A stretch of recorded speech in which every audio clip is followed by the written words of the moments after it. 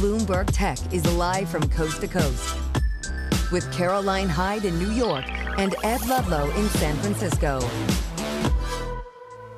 This is Bloomberg Tech. Coming up, OpenAI raises $110 billion with key Amazon backing in a deal that values the startup at $730 billion. Plus, Anthropic's dispute with the Pentagon intensifies over safeguards around the use of its AI technology.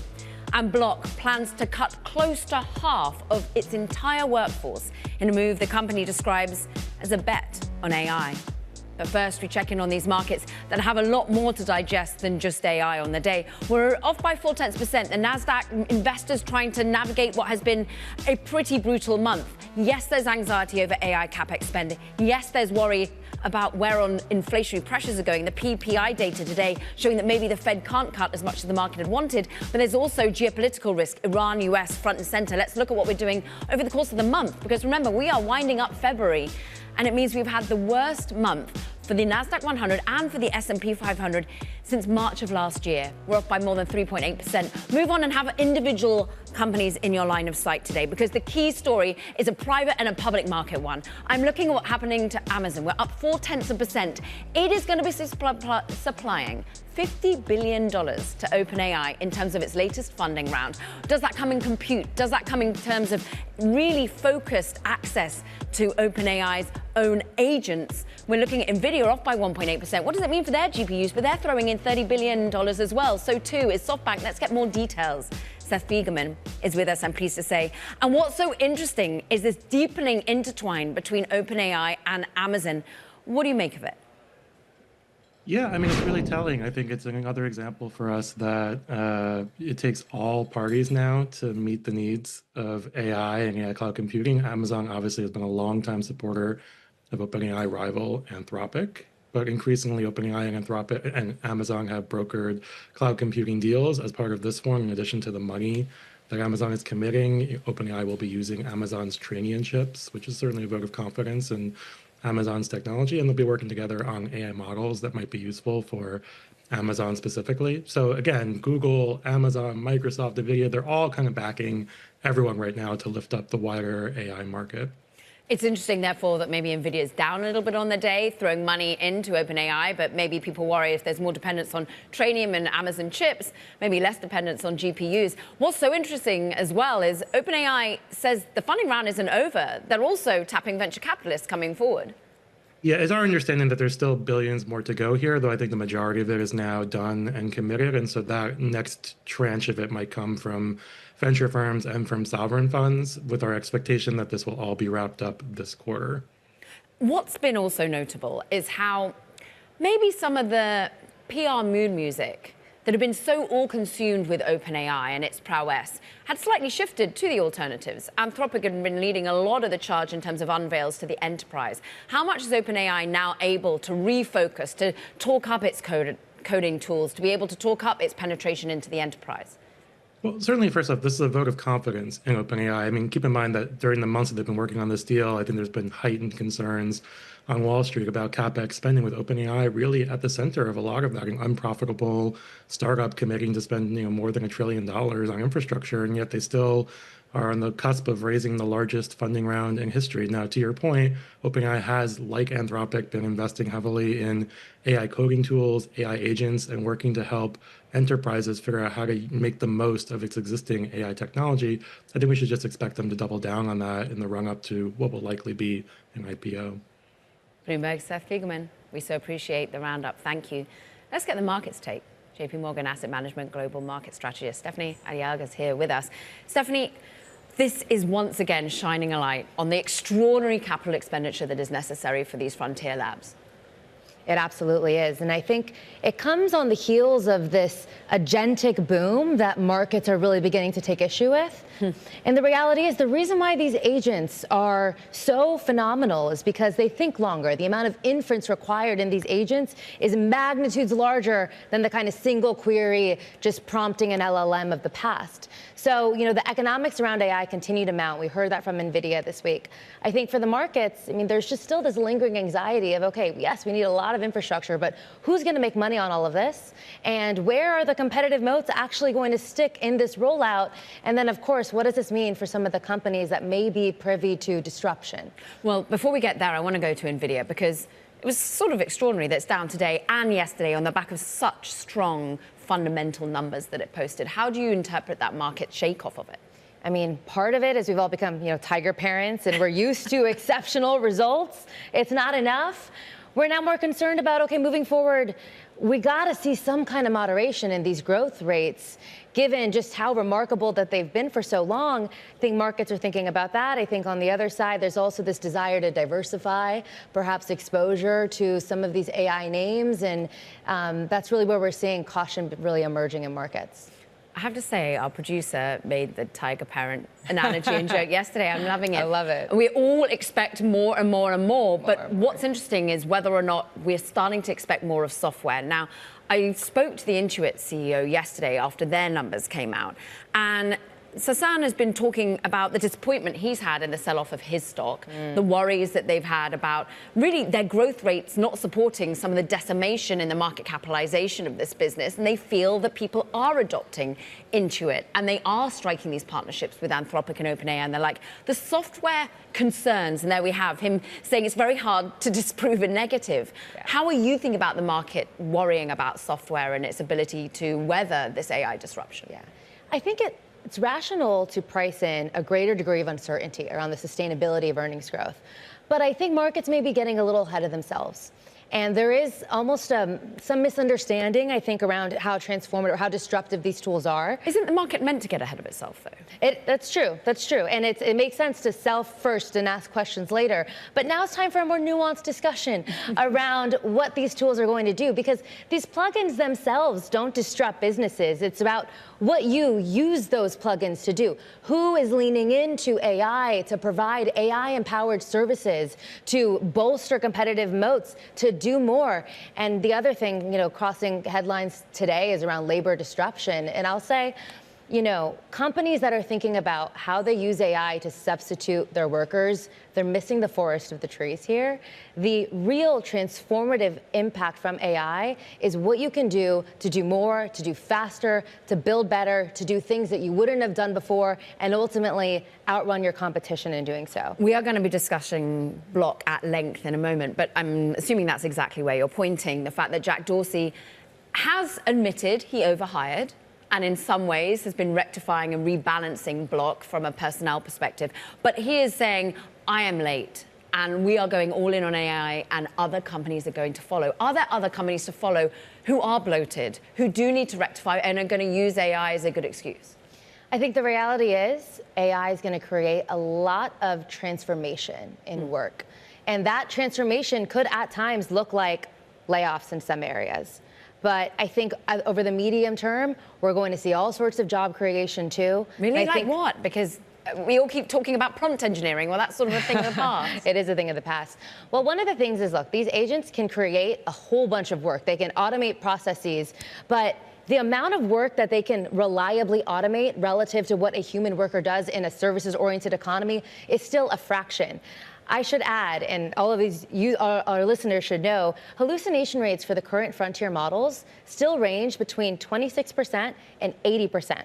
Whatever frontier model you're using, Claude, Gemini, ChatGPT, they're still getting things wrong. There is still a real layer here of human oversight. And the thing is, the need for human oversight only compounds when now we're talking about a lot more product, a lot more output, because AI is helping us achieve that. It's interesting because of late, I think there's been pushback on the hallucinations that are happening at the very cutting edge models. And yes, that might be a thing of the past. So I'd love to dig into that data that you're still seeing maybe up to 80%. More broadly, how are you thinking about the macro impact and whether or not we will see a Fed that's able to tackle this in any way or not? Yeah, it's a challenge. And that's some artificial analysis. For the Fed, it's a challenge. Right now, you see there's a little bit warmer inflation right now. We kind of know what's contributing to that. It's tariffs. Maybe we can see through that. And I was just in D.C. earlier this week hearing from a bunch of these Fed governors. And there is a range of opinions here, but I think the reality is the Fed is very data dependent. And right now, in the hard data, you still see very, very early impacts of AI labor disruption. Over the medium to long term, there are, I think, some big questions. I think we have to rely on, I guess, what history has told us, and then ultimately the fact that, yes, we're all amazed at the exponential growth of the technology at the frontier, But the diffusion in the real economy isn't exponential. It's linear, it's going to be jagged. That's going to give us time, it's going to give policymakers time to adjust. Stephanie, thank you for helping push us forward. Stephanie Aliaga of JP Morgan Asset Management. Now coming up, Anthropic rejects the Pentagon's latest offer in a dispute over AI safeguards. All the details coming next. This is Bloomberg Tech.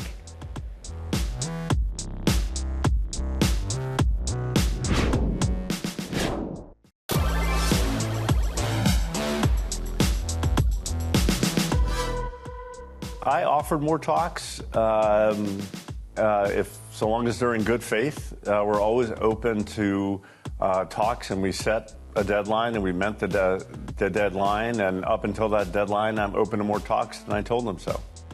Emil Michael there, Under Secretary of Defense for Research and Engineering, after Anthropic rejected the Pentagon's latest offer in a dispute over safeguards around the use of its AI technology by the US military. Now, Anthropic CEO said, quote, "We cannot, in good conscience, accede to their request." And now, well, the deadline for any further talks is fast approaching. Bloomberg's tech and industrial policy reporter Maggie Eastland joins us for more. It's fast approaching. It's 5 p.m. New York time, Washington time, Maggie. What can be done until then? Exactly. So look, the rhetoric here has been rather intense. You see Emil Michael, the Pentagon undersecretary, accusing Dario Amodei of having a God complex last night. You see Dario continuing to say that we need these two safety guardrails. And those guardrails are no autonomous strikes without a human in the loop and no surveillance of U.S. citizens. And without that, he doesn't seem willing to budge. So definitely these two sides are staring each other down. And we're going to find out at 5 p.m. who's willing to blink.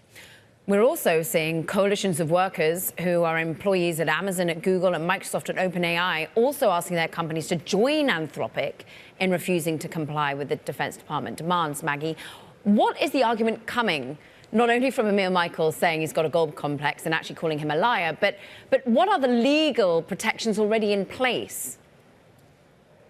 Right. So the Pentagon has said, look, according to the Constitution, according to U.S. law, the U.S. is not allowed to have domestic surveillance over its own citizens. Now, Anthropic's take on that is actually that AI might propose some new legal ground where there are situations where, just due to the sheer power of artificial intelligence to aggregate public data, it could lead to new surveillance use cases under which the law isn't clear. So there's definitely some semantics going on here. At the same time, these are real sort of life and death questions about how the U.S. wants the AI tools to be used for warfare.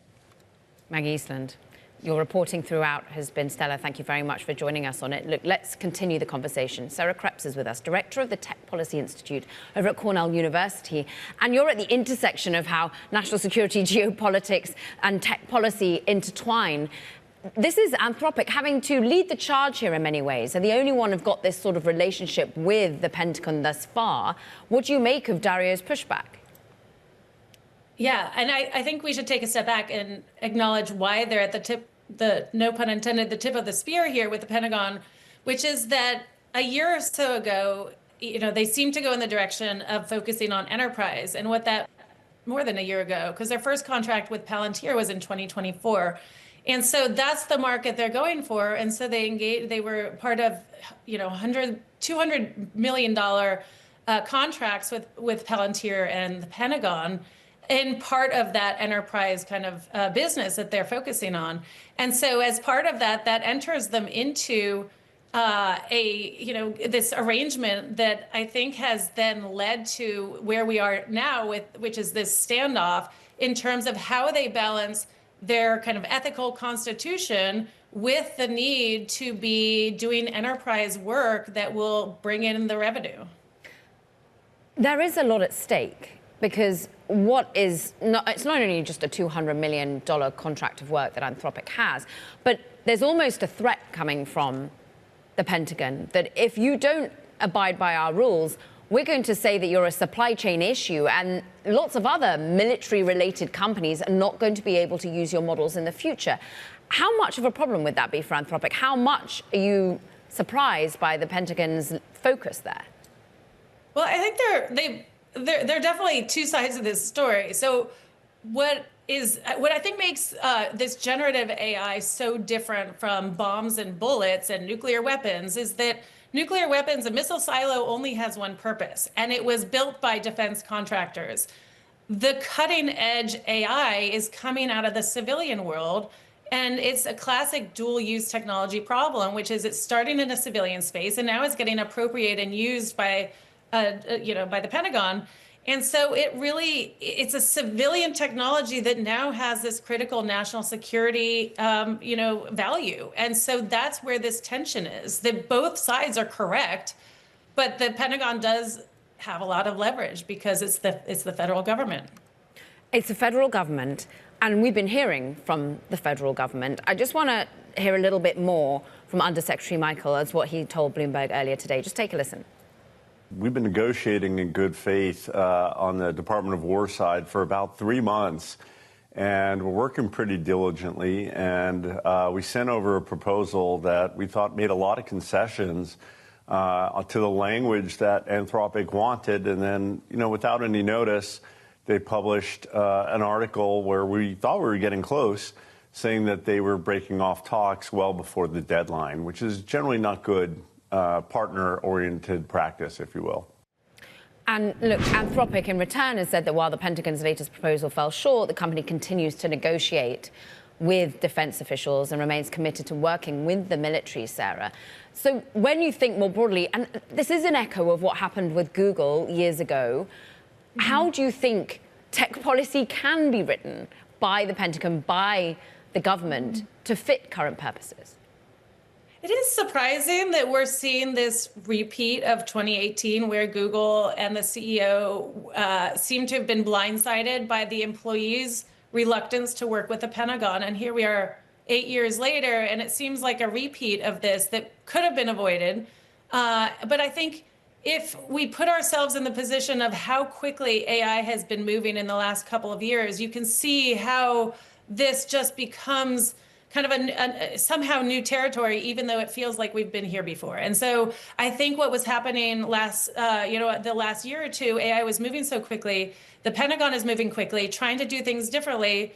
And you can see then why, and I worked in the acquisition business in the Air Force, and there was always this question, why can't we move faster? This is why you can't move faster, is because things with the federal government and national security and classified work and removing leaders from Venezuela are just not the same as coming up with a grocery list for yourself at home with ChatGPT, or in this case, Claude. Dario Amodei has been very clear that he thinks more about the implications of a grocery list, and he's written about the adolescence of technology writ large at the beginning of this year, thinking about the geopolitical implications, the implications for ethics, for our world of work going forward, Sarah. Just tell us a little bit about where you think there might be any room for agreement. Can the Pentagon go as far as to agree, as with Dario Amodei's desire, to not have surveillance of US citizens or not use models for autonomous lethal strikes without a human in the loop? Is that ever something that they could be specific enough about? I think it's a great question. And I think that's the reluctance of Anthropic, which is that the US has been saying, all we want is to use AI, use Claude for any lawful use. And it's not lawful to use autonomous weapons, and it's not lawful to do mass surveillance. So what's the problem here? I think the worry, probably from the perspective of Anthropic, is that slippery slope. What does it mean to be fully autonomous? What does it mean to do mass surveillance? And so I think that's what they think is gray area that they want to be very careful about. And I think the view has been that they would rather be trying to influence safe use of AI from the inside rather than take a sanctimonious, perspective and be on the outside and not be able to influence the implementation and deployment of AI. And so I think that's what they're trying to do. And so for Anthropic's leverage, I think, is that their model is really good and that the Pentagon wants to use it. So my expectation would be that they probably will find some middle ground here before 5 p.m. today. Sarah Krebs of the Tech Policy Institute at Cornell University, we thank you very much indeed. Now, we just want to bring you some breaking news from a Trump post on Truth Social. So President Trump posting about an FTC letter to Apple. Now, Trump is posting an FTC letter to Apple on Apple News's political actions. The FTC wrote to Apple on February the 12th regarding Apple News. We're off by 1.6%. We'll bring you any further details regarding that post. It is just simply a post of what the FTC has written to the CEO, Tim Cook, and the fact that it's the nation's consumer protection agency responsible for protecting the American consumer, and they're looking to look Apple News as one of Apple's many products and services. Coming up, the Hollywood drama to buy Warner Brothers reaches its climax. But as Netflix bows out, the story isn't over. More on that next. This is Bloomberg Tech.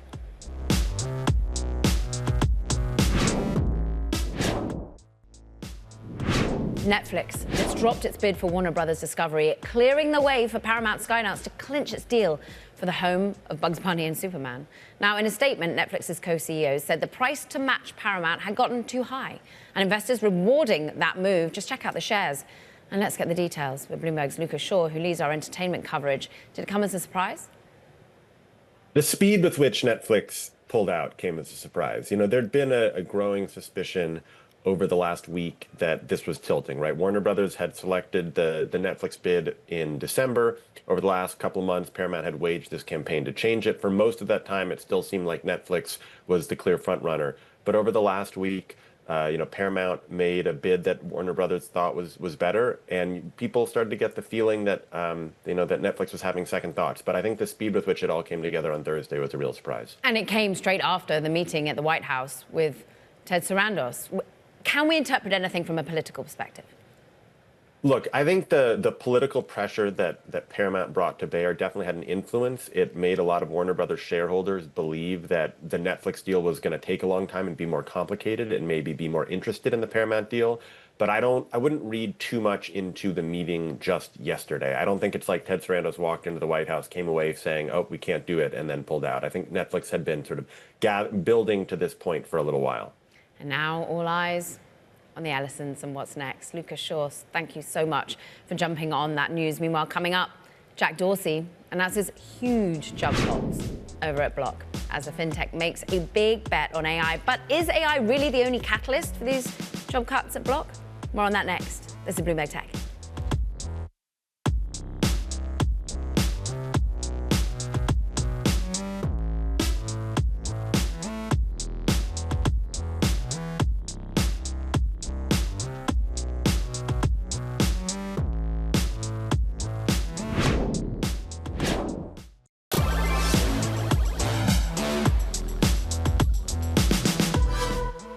Welcome back to Bloomberg Tech. Checking in on these markets, checking in on individual names that are to the downside after earnings. This time it's CoreWeave, off by 19%. We haven't seen this sort of fall in 6 months for the Neo Cloud. And this is as their capital expenditure continues to balloon to $30 to $35 billion for the year. That was more than the market had anticipated. They're also posting a bigger loss than had been thought, even though revenue did climb. Look, again, Michael Intrator, the CEO, saying this is our business model. We build because we've already got the orders from the likes of Microsoft, from the likes of other key cloud demand and GPU demanders, but for now, the market still wants more proof point, and we're lower. Let's move on to some individual names also on the move. On the back of that big private market deal, I'm looking at what's happening to the points of Nvidia. We're off by 3 points. We're down by 2% for the giant. Yes, second day running that we're on the downside after its earnings, but crucially, it's putting $30 billion of its own money into OpenAI. Now, does that come in the form of GPUs? We get to understand, but really, this is as we understand that we are going to see Amazon lent on more by OpenAI as they put $50 billion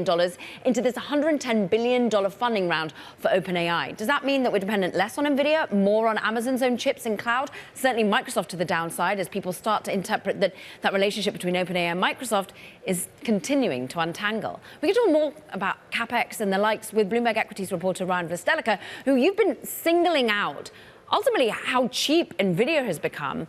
But after its earnings, we are still trying to find the proof point that it still is going to dominate market share like it always has. Maybe this deal with OpenAI and Amazon showing that perhaps we can't depend on that so much? Hey, good morning. Thanks for having me. Yeah, I'd say that's become a growing concern. So even though Nvidia continues to grow pretty rapidly, its multiple is getting pretty cheap, we are seeing a number of competitors, including its own customers, showing pretty good success with their own internal chip offerings. Obviously, we have Alphabet with its TPU chips. You mentioned Amazon this morning and the deal that they had with OpenAI. This just shows that even though Nvidia looks like the results in their just overall trends are pretty positive there, you still have a lot of concern about how sustainable is this, what is competition going to look like, and what does all that mean for how we should be interpreting the stock's prospects, especially as we look at over the longer term. I mean, extraordinary, because Nvidia posted more than 70% growth in revenue, said that it's going to be accelerating into its fiscal quarter that we're currently in, Ryan, at the moment. But this ongoing AI capex uncertainty is also running at the same time as we've got the software uncertainty as well. What is it that the market needs to hear to galvanize some support? That is a great question, because it really does seem like no matter what part of the market you're looking at, when it comes to AI, it seems like there's just sort of growing concerns everywhere. I mean, you mentioned CoreWeave not too long ago, another company that's spending very aggressively. And while they're also showing pretty good growth, people are skeptical. How much is this spending going to pay off? When are we going to start to see more pronounced returns from it? What is the impact all this is having on earnings and cash flow and so forth? Major concerns out there. Then software is a little bit of a separate issue, but at the same time, you have this sort of growing adoption of AI. You have sort of improved efficiency of these models and more capabilities. What does this mean for sort of traditional vendors? And we did get some mixed results out of the software group this week. Companies like Salesforce, Intuit, Autodesk, all these companies coming out, painting sort of a mixed picture. I think I'll just flag Duolingo, so maybe a little bit of a separate thing here, but the language learning software company, that stock is plummeting today because they gave a weaker than expected outlook. And that looks like one where people are just sort of looking and saying, like, what is the demand for this kind of service going to be in a world where we have AI providing auto translation sort of services out there? So that is just sort of, I think, indicative of just the growing concern and fear out there. Duolingo off by 15% at the moment. Ryan Veselika, thanks for bringing us that one. Look, as we think about how powerful these models have become, just take a look at the two-day chart of Block shares. We got that huge spike coming after the company, which owns Square and Cash App, told shareholders it plans to cut almost half of its workforce. Why? AI. Let's talk about it with Bloomberg FinTech reporter Emily Mason. And there is a lot of hand-wringing as to whether this is AI washing or actual AI productivity, Emily. But first of all, give us the facts. What did Jack Dorsey announce? I mean, he is really saying that this is driven by AI. They've made a lot of investments in their internal tools like Goose, which are meant to help employees across the board operate more efficiently. So they were really trying to communicate that this is coming from a position of strength and that, you know, it's a bet on AI making them more efficient. I think they're getting a lot of skepticism that, you know, they hired really aggressively over COVID and similar to a lot of their peers, and, you know, maybe they needed to reduce some bloat. When they say a position of strength, I think the CFO was talking about how they've seen more than 20% growth in their gross profit for the quarter they just talked about. Here's Jack Dorsey discussing how they did overhire in COVID. He admitted that. But they also feel that they've been pretty well run. That's something that I've been hearing echoed by analysts as well, that compared to other payment companies, actually they're pretty profitable on a per employee basis. On a one-year basis, it's been more volatile for the stock. So Emily, paint us as to what the reaction is going to be like internally and how you actually let go of that many people, 4,000 all in one shot. I mean, that's part of what made it so surprising, right? Is like, it's not totally clear what pushed them to make such a dramatic change if they are performing so well. They're really trying to like increase their product velocity to keep up with competitors. I think people feel like they've done a good job of that, catching up with Toast as far as feature parity for serving restaurants, which has been a focus area for them on the Square side.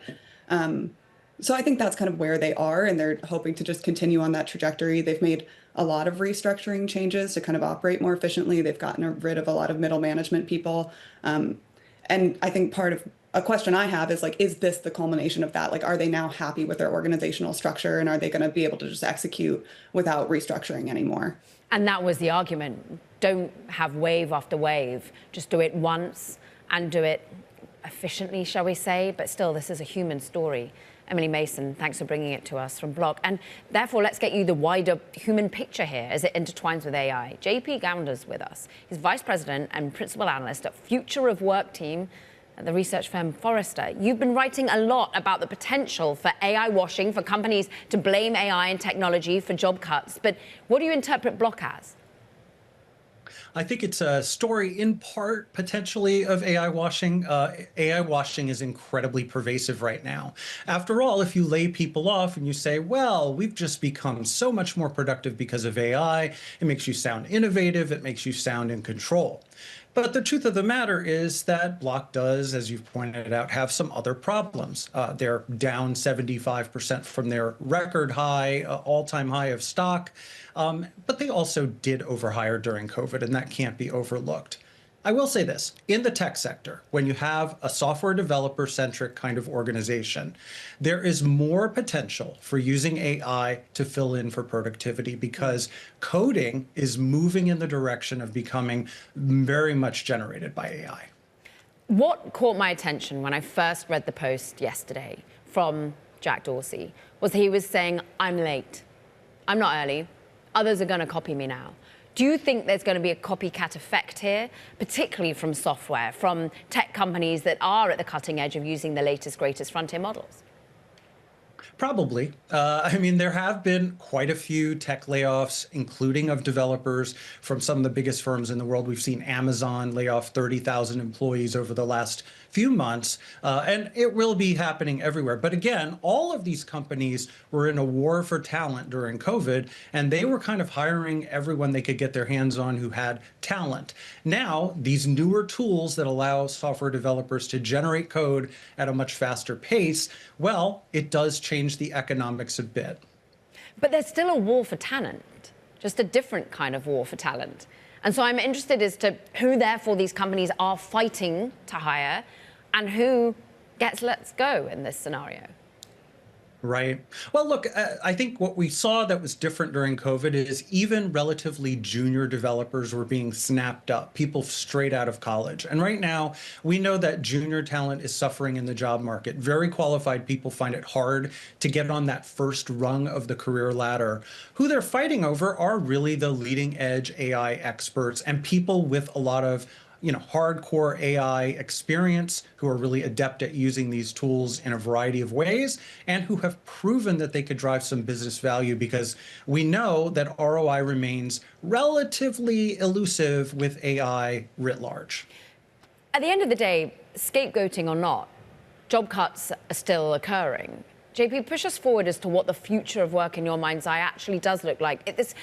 The reason this Block announcement had such an impact is because it comes on the back of a week where we had the Citrini research to kick it off, when we all had this angst about what a dystopian 2 years' time looks like with 10% unemployment. Is that what you're thinking is a reality? So at Forrester, we have a forecast. We believe that by 2030, that AI and automation will take about 10 million jobs out of the US economy, which is about 160 million jobs. So that's about 6.1%. That is nothing to sneeze at. There's real human pain involved there. But it's not the apocalypse that some people are talking about. We believe that usually AI is augmenting rather than effectively replacing people. And if you look beneath the covers, MIT did a study, 95% of companies have yet to see any tangible return on investment in a financial sense from all the AI investments they've been making over the last few years. So we have a sober look. It will have an impact. 10 million jobs is not nothing, but it is hardly the apocalypse. Will it create jobs, JP? Yeah, there are definitely some new categories, at least of skills that are necessary. I mean, did you ever hear of a prompt engineer 3 years ago? I know, but are they still needed? I thought that was last year's issue. It certainly was, and now we're moving to who's good at agentic AI. But those agents still base their actions on a lot of prompting. So prompting hasn't quite gone away to the degree that people would lead you to believe, but we are indeed moving toward a more agentic world. JP Gounder, it's great to connect with you today of Forrester. Thank you for the thought leadership. Look, coming up, 13%. That's the amount the global smartphone market could shrink this year. More on that IDC number next. This is Bloomberg Tech.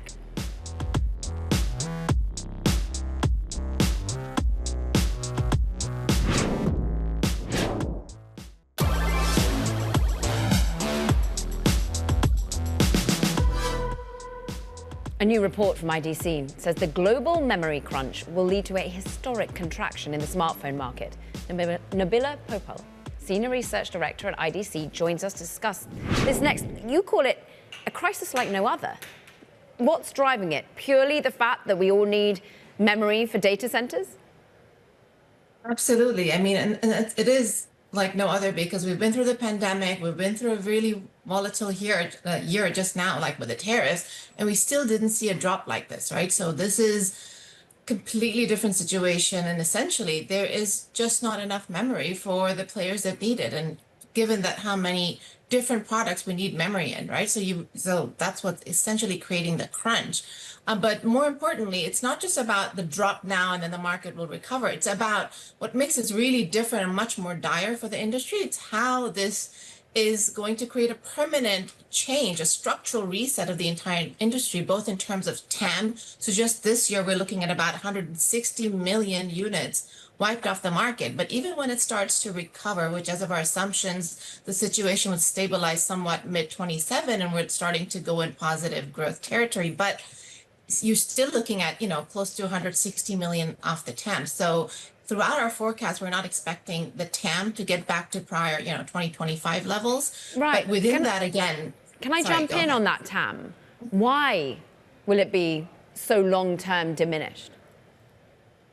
So essentially, the reason for the drop is how the change in the competitive landscape is gonna the impact that that's gonna take. So where is that 160 million coming from? It's the prices of the memory, right? And why we keep saying, the prices of the memory that has shot up to even 300% from what they were last year, and they're continuing to go higher.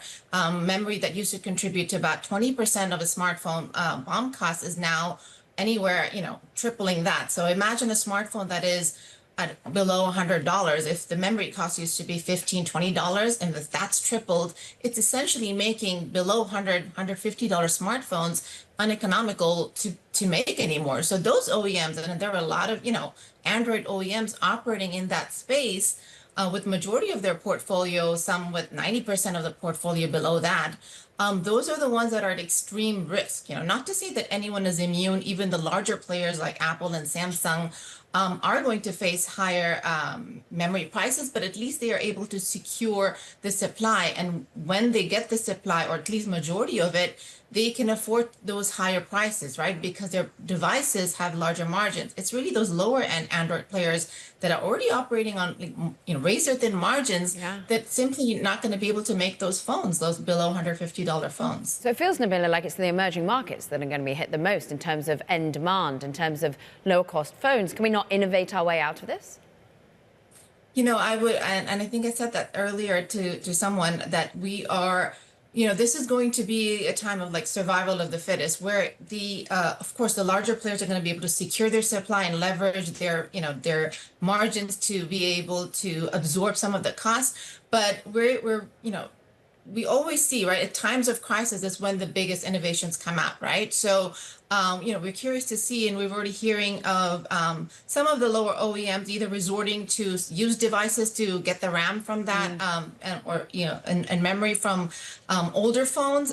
But we still don't think it'll be enough to avert the drop that we're seeing. The other strategy, a mitigation strategy that they're thinking about or going to leverage, is that they're going to try to move up in price segments, right? So target above $200 phones. But again, the challenge there is that demand there is going to be very sensitive because, one, there's going to be so much increased competition from more established players in those price segments that it's going to be really hard for the low end, below $100 brands to be able to get demand or consumers to buy their devices above 200. So even though they're being ambitious, I think it's going to be a big challenge to operate at the same volume at higher price segments. So, that brings me to my other point. We're not only looking at a full competitive landscape change where many players exit and, share change between the larger players that are remaining, but also a complete product mix shift of the industry that is going to last for a long time. Because even when the crisis stabilizes and memory prices go down slightly, they're not going to go back to prior levels. So it's almost never, permanently uneconomical to make those sub $100, $150 devices. So are we going to be keeping our phones? Are we going to be keeping our phones for longer, Nabila? That was already a trend. Yes, exactly. So the consumers that are not going to be able to afford those higher price segments or higher prices, which are across the board, not just on low end, some are going to end up resorting to keeping their devices longer or resorting to the used market. So there's just so many dynamics at play, and we're eager to see how OEMs and consumers adapt. But it's going to be a very challenging couple of years. Nabila Popel, it was fascinating research, Senior Research Director at IDC. Thank you. Coming up, a new way to start your weekend. Bloomberg TV is launching Bloomberg This Weekend. Co-host David Gura is going to be joining us for a preview. This is Bloomberg Tech.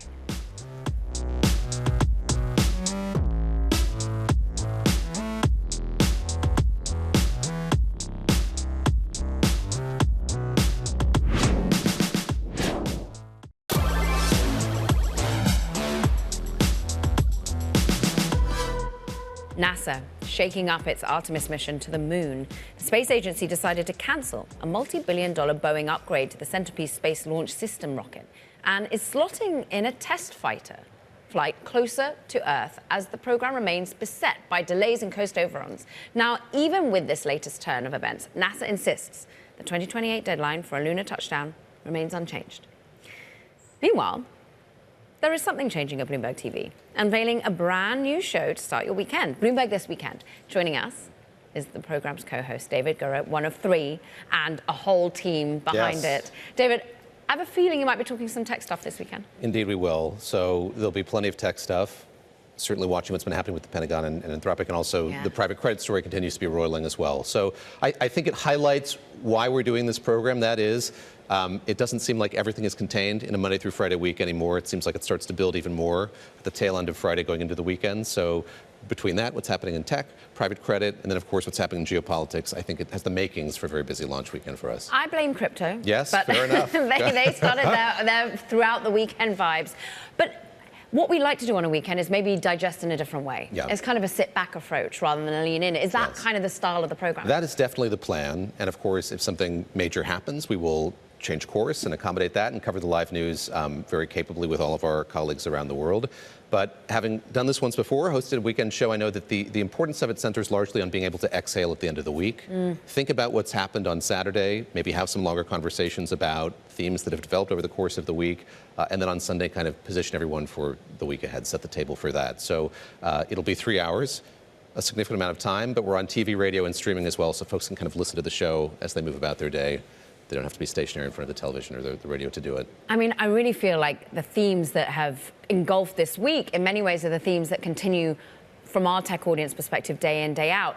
What does AI mean for the future of work? What does it mean in terms of a dystopian future in 2030 that is articulated on a Substack by Citrini Research that we'd never heard of before? Sorry, Citrini Research. But is that something that you're thinking about? Is that what the audience are asking for as well? I think so, and there's some plasticity to this. We're at the beginning of the evolution of a lot of these things, and I think that people are very hungry for all kinds of analysis. Yes, the most alarmist and thought-provoking, but I think there are many opportunities when it comes to AI, when it comes to productivity, when it comes to the economy broadly, to kind of sit back and really hear interesting conversation about what people are thinking about, where it's headed, where it might be headed, where it could be headed, and we'll be having those conversations Guests? on the show. Who can we look for? Let me flag that we'll have the Minority Leader of the House of Representatives, Hakeem Jeffries, on the show tomorrow. Wow. And the Democrats have just had a big meeting outside of Washington, D.C., obviously on the heels of the State of the Union. We'll be having a conversation with him about that, the Democratic agenda. Certainly we'll get into tech, talk about Iran as well as we continue to watch what's happening there. And the House prepares to vote on a war powers resolution next week. Light stuff. Light stuff. There'll be light fare as well. I don't mean to David Gura. worry people. There'll be some laughs. Yes. I know that with your team. We thank you. To be sure, tune into the premiere of Bloomberg This Weekend. That's tomorrow starting at 7 a.m. Eastern. That does it for this edition of Bloomberg Tech, but keep an eye on some of these stocks. The NASDAQ 100 having its worst week since month, in fact, of March of last year. It's down on the week, it's down on the day. Nvidia off by 2.2%. Amazon with that OpenAI $50 billion funding of 110. This is Bloomberg Tech.